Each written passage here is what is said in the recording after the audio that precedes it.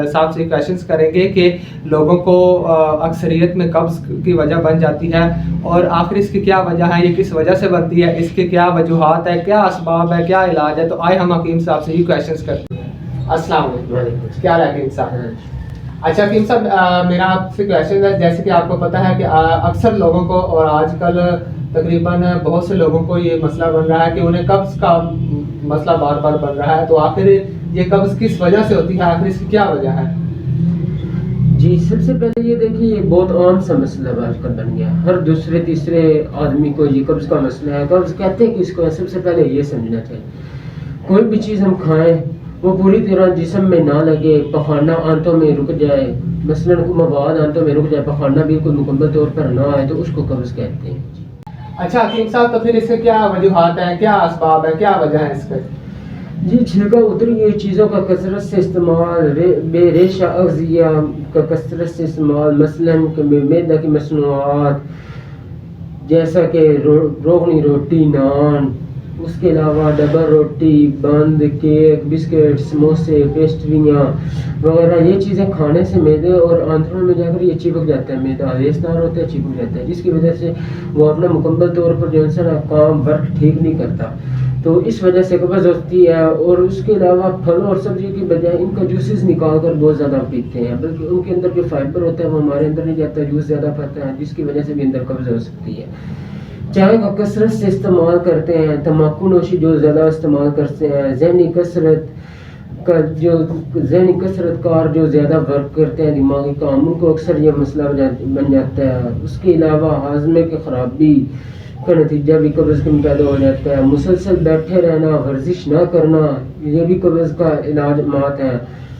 تو ایسی کئی علامات ہیں جس کی وجوہات ہیں جس کی وجہ سے قبض ہو سکتی ہے. جی, تو حکیم صاحب میں نے دیکھا ہے کہ لوگ اکثر شکایت کر رہے ہیں کہ یار ہم نا برائلر چیزوں کا استعمال بہت زیادہ کرتے ہیں, جس طرح مرغی وغیرہ ہوگی, برائلر فارم مرغی ہوگی, ہم نے اس کا استعمال کیا اور ہمیں اس وجہ سے گرمی کی وجہ سے بھی ہو گیا. تو آخر اس کی کیا وجہ ہے؟ جی, دیکھیں کہ جب حد سے زیادہ جسم میں صفرا, جس کو عام طور پر بلیک صفرا جسم میں بڑھ جاتا ہے نا, گرمی بڑھ جاتی ہے, تو اس کی وجہ سے انتڑیوں میں ورک کرنا ان کو کم ہو جاتا ہے, جس کی وجہ سے بھی قبض ہو سکتی ہے. اس وجہ سے کہتے ہیں کہ میں معتدل کھانا کھائیں اور ہر 6 گھنٹے بعد کھائیں. اس میں بیچ میں کوئی جو ہے نا وہ بسکٹ, پیسٹری, پھل فروٹ چھوڑ دیں. اگر 6 گھنٹے بعد آپ نے ناشتہ کیا, پھر نہ دوپہر کا کھانا کھایا, رات کا کھانا کھایا, تو اس طرح آپ ٹھیک رہیں گے, قبض کبھی نہیں ہوگی.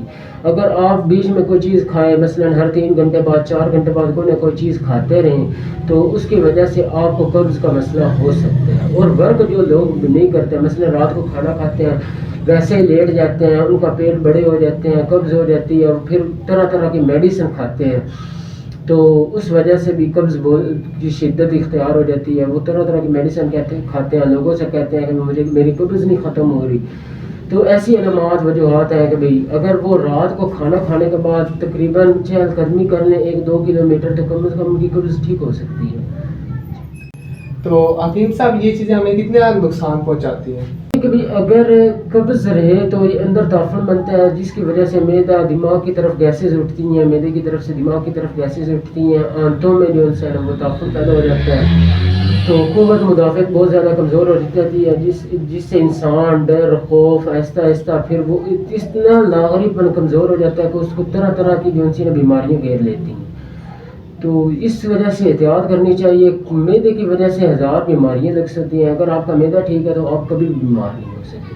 اس طرح معدہ ہی آنتڑیوں کے ساتھ ہے, آنتڑیوں کو اگر ٹھیک کریں گے تو وہ بھی ٹھیک رہیں گے. ان کو چہل قدمی کریں, ورزش زیادہ سے زیادہ کریں, موٹر سائیکل کا, کار کا وغیرہ کا استعمال کم سے کم کریں, تو انشاءاللہ آپ ٹھیک رہیں گے.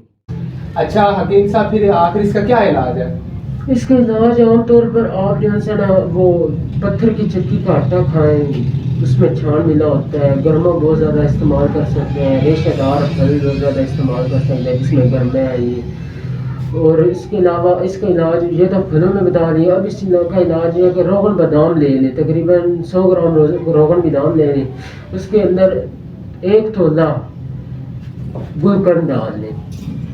اس کو تقریباً 2-3 ابال دے کر اتار لیں نیم گرم، وہ صبح شام پیتے رہیں، انشاءاللہ آہستہ آہستہ آپ کی قبض ٹوٹ جائے گی.